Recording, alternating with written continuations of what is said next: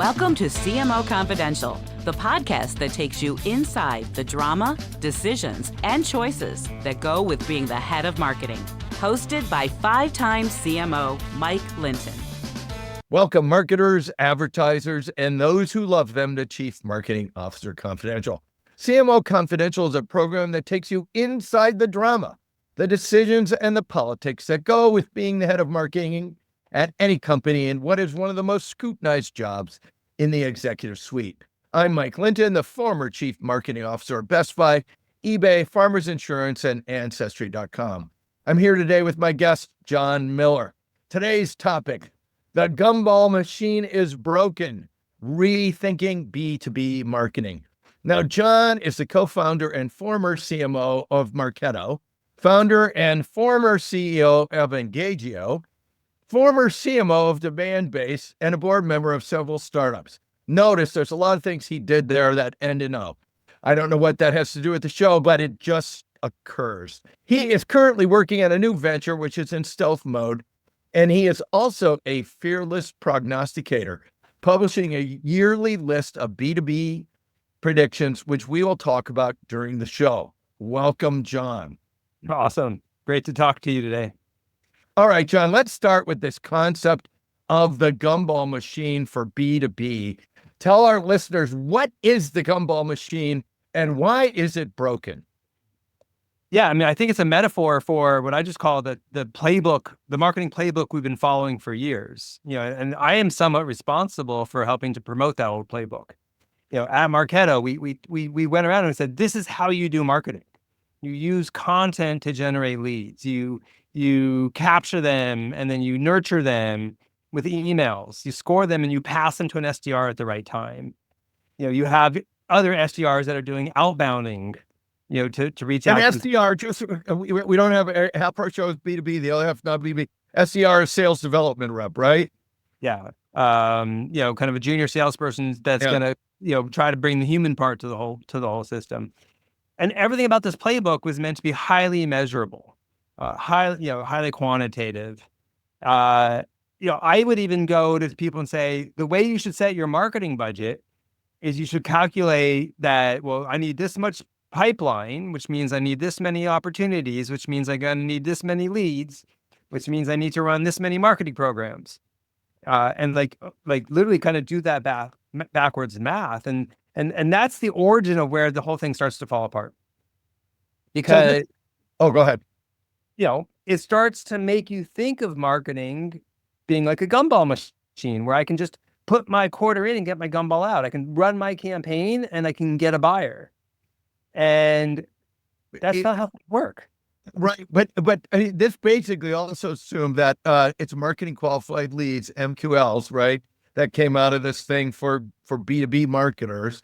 And the concept here is I put this marketing campaign out for X money and MQLs, which are essentially the gumballs, come out. Is that right? Am I describing it right? And that those gumballs that come out are going to become customers. Right. And marketing is a much more complex machine. There's hundreds of examples that you can point to for this, right? Where that person comes to your website and fills out a form because they want to get a demo request, right? And it turns out it's because they talked to somebody that you marketed to 18 months ago. Right. So it's a nonlinear system that can't be tuned and optimized the way you would, tune and optimize a repeatable machine. But when you came out with Marketo and everything, though, that was at the beginning of all this, where actually the gumball machine worked because no one had actually used it before, right? Is that kind of why this thing took off and you could standardize it across all the B2B businesses? And as it becomes more normalized, the concept breaks down because you still have to fill the gumball machine up with new gumballs. Is that a fair way to look at it? I think that's a great point, that when it was new and innovative, it worked better, but buyers have gotten pretty savvy and annoyed by all those traditional tactics. They've learned that if they go to your website and fill out a form, you're going to start emailing them and calling them with stuff that they don't want. So they're opting out and tuning out. They're doing more stuff anonymously. And that just is all the more reason why this gumball machine mentality just it's not working. It hasn't worked for the last couple of years. And when I think about it, though, and we've done a bunch of shows on why B2B marketing is no good and what to do about it. This is another look at it, which is people are still using that Gumball machine and pounding on their CMOs to get more leads.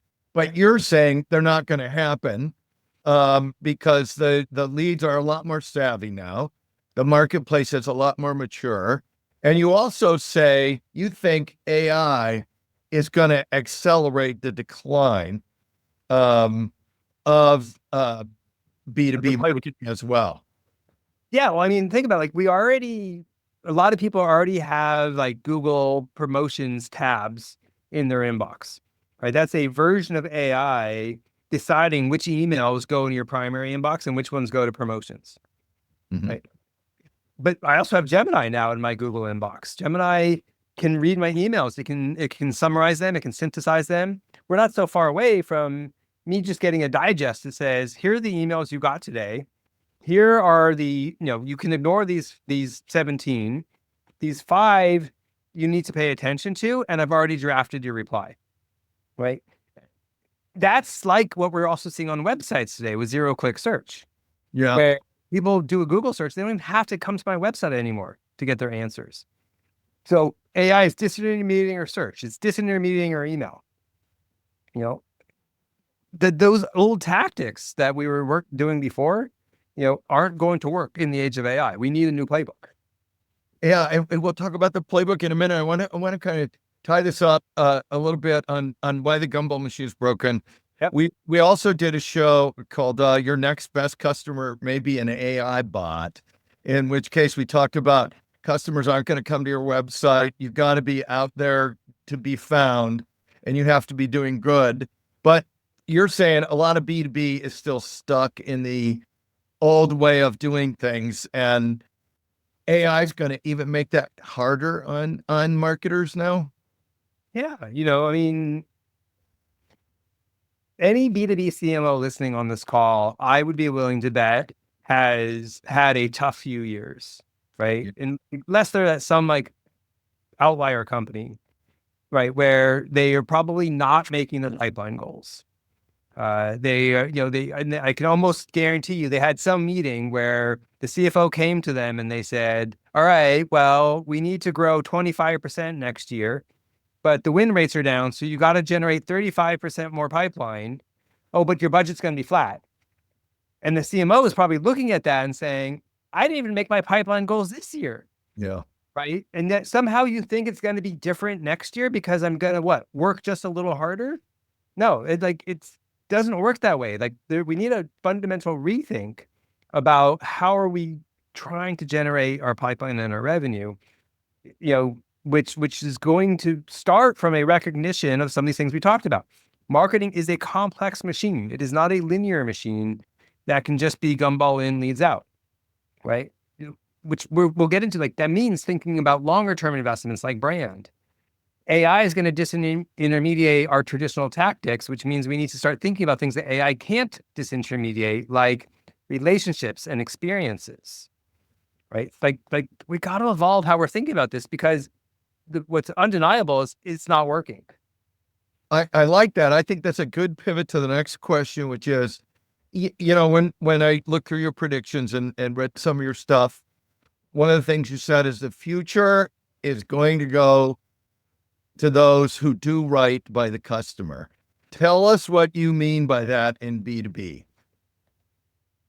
Yeah, where that came from was, I've been talking to marketers for 18 months now about this old playbook isn't working. Yeah. And obviously people are like, okay, I believe you. What should I do differently? And I had all these lists of things that they should do differently. Like, don't gate your content. Right? Yeah. That's good for the buyer. Like, publish your pricing because people, want to know that without having to kind of, go talk to a salesperson. Make it easy to learn and experience about your product. These are all things, that are right by the customer. Don't bombard them with SDR calls just because they filled out a form. Right? And there are all these things that I could say, this is what you should do better in the new playbook. And I realized what they all had in common was that, it's about treating the buyer as a relationship to be built and not a lead to be captured. And, the more, and it's funny because the reality is what's old is new again, right? I'm basically saying, understand the customer, build a brand, that's going to be emotionally engaging with them. We can go on like invest in the insights so that you know how they think, create communities where they can learn from each other, and have content that's so valuable they'd pay for it but give it away for free. Right? What if you do all this right? What should happen is you're building that mental availability and that awareness, so that way when they do think about having a problem, right, you're going to actually be on that short list. Which if you're not on the short list by the time they start a sales cycle, you're dead. It's not going to happen. So I started at P&G, and I'm a fundamental believer in the brands and the customer experience and all that. So it's music to my ears. And if you look back, this customer approach has been around a long time, since, Procter and Brand Management and the Deming studies. But many companies, especially in B2B, I guess I would go on a limb and say, they're like that CFO that just came in and said, do a lot more, doing the same thing with less money. We got to make this quarter or we're going to get pounded by our investors. What's going to make it different this time? And is B2B really ready for this kind of change in a large way? I think we've just got to start by this whole idea of the gumball machine came out of this concept of revenue marketing. Right. Where B2B marketers had this bad rep 20 years ago of just, you're the people who throw parties and make color brochures. Right. And sales got all the glory because they drove revenue, and marketers like, no, we drive revenue too. And look at the MQLs we create and all that kind of stuff. And that revenue mindset was the right thing, but it led to that kind of short-term gumball machine thinking. What needs to happen is we need to kind of redefine, what does driving revenue mean? Being a revenue marketer isn't just, I generate MQLs. Being a revenue marketer needs to become, you put in place the conditions that will ultimately drive long-term revenue. Hey, John, let me jump in and make sure I'm hearing this right. The gumball machine really works as long as there's an unlimited supply of gumballs. What you're saying, if I'm hearing you right, is there's not so many gumballs, and those gumballs are now moving a lot more independently. In fact, they don't even show up in the machine. They are out there in the wild, and you have to go find them. Is that and what used to be the marketers just pulled them out of the machine and gave them the sales force. Now the gumballs are everywhere. Is that fair? All right. Yeah, I see. You're pulling the analogy. Yeah. These gumballs are not just sitting around the machine waiting to come out, right? They are on their own, having their own autonomous journeys, doing complex things on their own right. And again, I think the research says, that you can't do things that will make them enter a buying cycle, right? They will enter the buying cycle at the time that's right for them.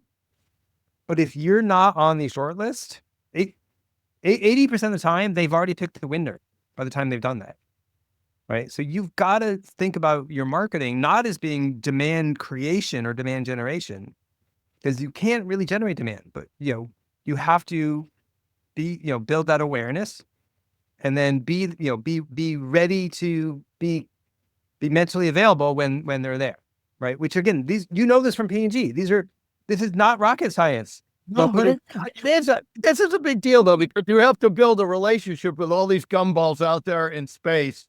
Yeah. When you started your companies, there was only one way to do the work. People were just getting into the internet, just figuring it out, and now there's a million ways to connect with them. And you're saying the gumballs are now independent. The rise of the gumballs. Yeah. I want to go back to what you said a second ago. I think that this change is inevitable because what we're doing isn't working. but that doesn't mean that it's going to be easy or happen overnight. I think that, the problem that CMOs get into is they still have a CFO or a board that demands quarterly results. Yeah. And they have private equity investors that are basically saying, you need to report to me monthly how many MQL gumballs you created. And so as leaders, we need to be part of changing the conversation. And I think it's got to start with some of the things we've talked about, like a recognition that what we've been doing doesn't work, that the way people buy has changed, and that therefore we need a different set of tactics and a different set of metrics for marketing. It's funny, that's about marketing the marketing. Also about that everybody in the B2B space saying the whole marketplace is different. It's not just that the marketing is broken. Right? Yeah, not every CMO will have that credibility. Right. And not every CFO will think about it. So who's doing it well right now? If I look at this and I think, are there any companies or industries you would say are on the forefront of this new way of doing it, where you're actually marketing, relationships versus the gumball, the MQLs? Yeah. Well, I mean, assume you're asking about B2B companies specifically. Yeah, but B2B, because a lot of B2Cs, I think, do this pretty well. I think that's sort of the point. I think B2B needs to learn a lot from B2C and how they've done branding and built, kind of that mental availability kind of over time. But I think, for example, two companies that I've been impressed with what they're doing specifically on the content side of things are Gong and Carta. Gong makes call recording software. They would say it's bigger than that, sales enablement, but ultimately they record sales calls and then they can analyze those.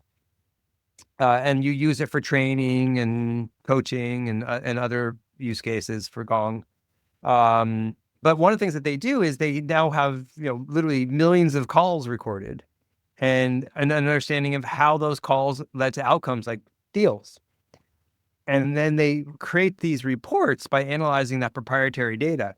The one they're most famous for is research that says when and how should you swear on a sales call? God damn it. Tell me about that, John. They've got the data. And again, what apparently they found is if you swear first, that's not good. If you swear after the buyer has sworn, you actually have the best chance of winning the deal, right? Like basically matching your buyer's swearing there. But the point is that's cool data, and that there's and salespeople want to know the answers to the questions that they're researching. And as a result, you talk to most sales leaders, at least in technology companies, they know who Gong is, right? And they've done it by using their own proprietary data to create insights, which is not asking ChatGPT to write a blog post. This is actually publishing something kind of unique and valuable. Carta does something similar. Carta is a cap table management system. So thousands of startups share data about their investors and their employees' ownership and their founders' owners with Carta. And then they produce amazing stats that, to me as a founder, tells me exactly how I should think about my next fundraising round and how much equity I should give to my employees versus my investors. And because they have all this data that they can publish. So give me an example of what Carta might tell you. And I know Carta, but not this way. What would they tell you, like on your cap table as a founder, that you should? So they would say like the median Series A is at a pre-money valuation of 48 million and is raising $12 million and has an employee option pool of 14%, right? And that's the median. Right. Here's the 25th percentile and here's the 75th percentile, right? But again, they have the data to make this kind of things. But the point is less Gong does this for salespeople or Carta does this for entrepreneurs. It's more, what data do you have that allows you to produce some proprietary insights that your buyers are going to resonate with, that only you can produce. That, I think, is a fabulous way to be building brand awareness in B2B these days. And then, the other one is just people talking about who are building great experiences, great communities. And, I was talking to, there are lots of companies who do this well, especially for their top customers. But I was talking to the woman who runs this function for Salesforce. Yeah. Right. Their executive engagement, committee. And I mean, they've got a big budget to spend, but yeah, they're taking people to F1 event, and other things like that. But it's, again, when you can create an experience and connections, AI is never going to take that away. Got it. If I'm a B2B agency out here in the world now, and or I'm a CMO sitting here looking at my agencies and my MarTech stack, what should I be thinking about in addition to the concept of I gotta build relationships, the brand matters? How should I be thinking about all the relationships I have with everyone invested in that stack and in my current set of creative now? I mean, we can take that question a lot of different answers. I'll say, if you're a CMO, one thing that I'm seeing some CMOs do is redefine the CMO title. You might have heard somebody else on the podcast talk about this, but there are people calling themselves chief market officers. Yeah. That have chief marketing officers. And the reason why is because marketing is otherwise the only CXO function named after the act of doing the job and not the outcome. Right? It's not a chief selling officer or chief financing officer. Right. So I get that. At the end of the day, I don't give one, what about whether you don't swear till I swear first, John. A chief market officer or a chief marketing officer. I don't care about that. But what I care about is, can you have that conversation about the changing role of marketing? And that it is about understanding the market and being strategic rather than tactical, and having long-term value creation over short-term metrics. And if having a conversation about rechanging your title can prompt that conversation, I think that's potentially important. And then you asked about, go ahead. You also asked about MarTech stacks, and that's obviously near and dear to my world. Yeah. We started Marketo the same month my son was born. He's a freshman at college now. So literally this month is the 19th birthday. These old legacy tech stacks are not going to take us into the next AI-enabled generation. I think what we want, is the irony of marketing automation is that it didn't actually automate anything, and that we had to hire people to run the marketing automation. But what if we actually had a platform that could truly automate the marketing? I think if we could do that, we could have technology to focus on the ING of marketing. So as humans, we could actually focus on the market. And I think that's exciting. I like the market thing. And it was Kate Bolus. She's well known for preaching this. Yep. Yeah. And does a lot of B2B CMO searches, who is very passionate about what you just said, which is your job is to understand and take it and manage the market. It's not just to do the marketing. So I think that's a really good call out. So if I'm sitting here in this space as a marketer, I'm looking at 2025, what should I be targeting to do in the remainder of 2025 that keeps me on the front end of where the new machine is going? So I think a big part of what we talked about is, how can you start thinking about adjusting your mindset to be a little bit more demand focused or brand focused versus demand focused. LinkedIn did a study a while back with Benet and Field where they updated the classic recommendations for Benet and Field, and they ended up saying that recommending 56% demand, 46% brand, which is, I think, a higher investment in brand than most B2B companies are doing.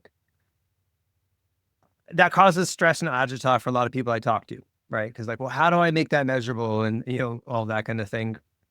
I had a conversation with the CMO of Grammarly that I thought was insightful on this topic. at the end of the day, the brand isn't about your color or your logo.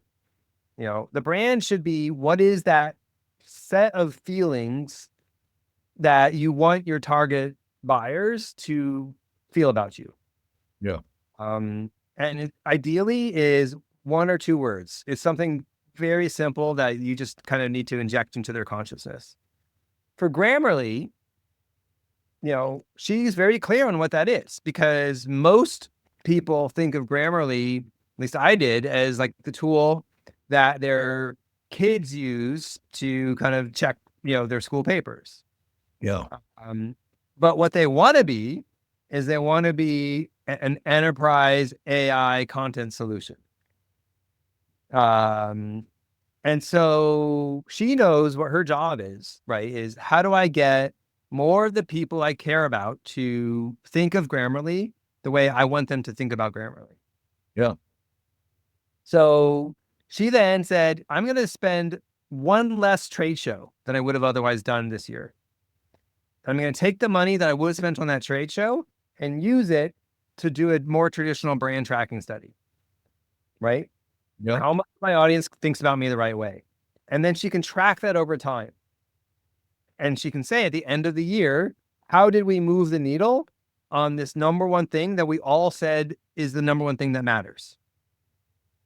So it does mean spending less on some of these gumball tactics that may not work anymore, and having the courage to say, I'm going to put it more into these things like proprietary content programs and experiences, but I'm going to track it by really moving the needle on knowing what what I want people to think and feel about me. So she probably worked with her CFO to say, I'm going to lose this many MQLs out of this trade show, but this will be worth it. And she's bringing the company along tastefully without having a massive fight of saying, I'm going to cut our trade shows in half or something. You got them to MQLs was a vanity metric that didn't actually measure value. Yeah. And what mattered is these other metrics around, who are the accounts that we care about? What do they think of us? Are they engaging with us? And when you can, she was able to move the conversation forward in that way. That's I think what we really need to be focusing on. I like the vanity metric thing, because I think actually a bunch of brands do this or a bunch of companies do this where they care more about traffic, or they care more about likes than they actually, and whether those translate into sales or anything, they can get lost in the vanity metric, particularly if they're doing compensation wrong and paying for the vanity metric. Oh, yeah.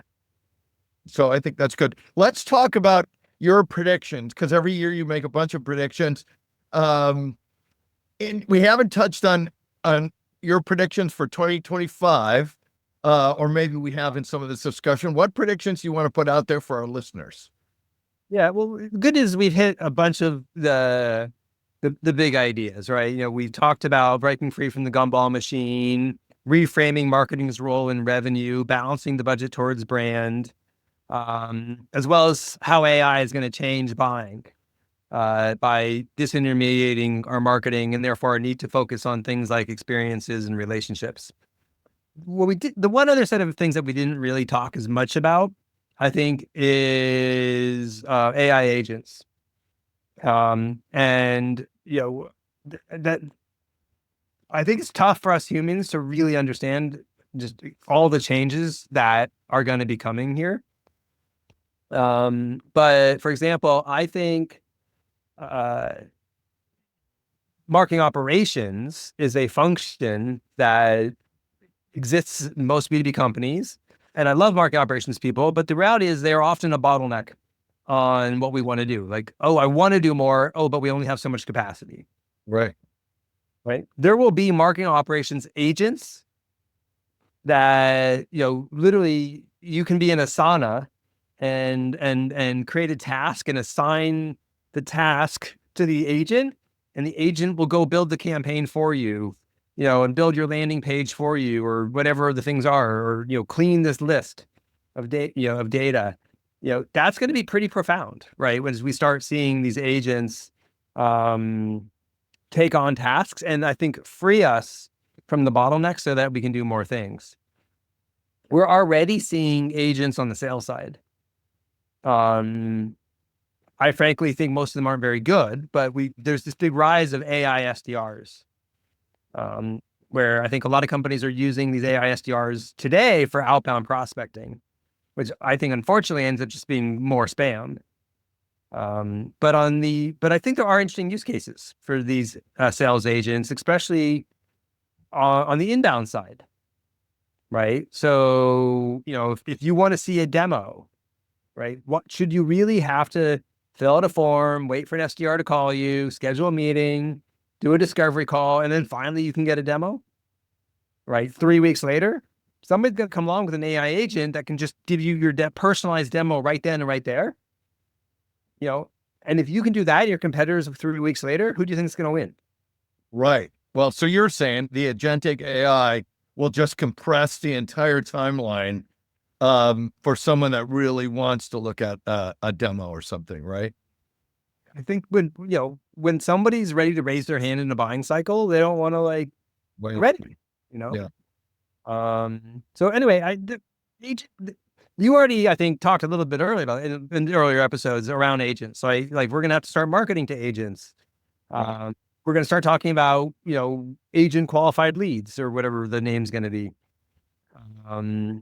It also potentially will change pricing, right? If you're a SaaS vendor that sells by seat, Yeah. there might be fewer seats to sell if agents are doing more of the work. So there's just some pretty profound things that are coming, and I'm not going to get all those right. Because could you imagine if you would be able to predict Uber in 1999, you'd be really rich. But the reality is we didn't even conceive that such a thing might be possible. No, and even when it started, no one believed it was going to work. So, any other predictions you want to share with our listeners for the year? I guess the last one is, I really do think, and this is a prediction I'm working to try to make happen, that we're going to see a new era of marketing platforms built for the age of AI. Personally, I'm pretty excited for that. Excellent. We'll bring you back on the show when that shows up. This brings us to our traditional last question. Jon, it's a two-parter. Practical advice for our listeners we haven't talked about yet, or the funniest story you can tell on the air. You can pick one or both, but you have to pick at least one. All right. Well, first, I'll just bring in, because we're talking about it in the pre-show. So yeah, my first company was called Marketo. Yep. My second company was called Engagio. And you were CMO of a lot of these too. I was CMO of both companies. The best thing I ever heard about Engagio was that it's a Harry Potter spell for marketers.